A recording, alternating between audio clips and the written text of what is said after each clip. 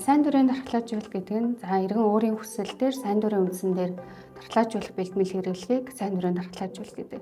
Сайн дурын кабинет дээр бол одоо хүний папиллома вирусын эсрэг вакцин буюу HPV-гийн эсрэг вакцин бас хийгдэж байгаа. За энэ вакцин маань бол заавал их дархлаажуулалтын үндэсний товлолд орсон. За энэ товлолд бол бидний сайн мэдгээр 11 настай эрэгтэй эмэгтэй хүүхдэд бол заавал их дархлаажуулалтаараа бол хийгдэж явчихж байгаа.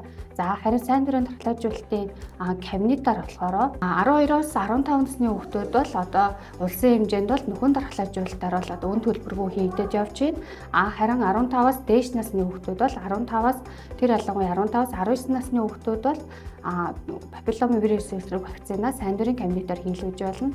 За харин 19-оос дээш насны хүмүүс маань бол папиллома вирусын эсрэг одоо шинжилгээгээ хийлгүүлээд тэгээд ямар нэгэн байдлаар папиллома вирусын алдваргүй тохиолдолд вакциныг бол хийлгэж байгаа. За тэгэхээр энэ вакцин маань сайн дурын кабинетаар нийтдээ 3 тум хийгдэж байгаа. Тэгэхээр нэг том маань 23,000 төгрөгийн төлбөртэйгээр сайн дурын кабинетаар бол хийгдэж байна. Хүний папиллома вирусын эсрэг вакциныг 11 настай буюу яг товлолынхоо товын дагуу цаг хугацаанд нь вакциндаа хамрагдаарай.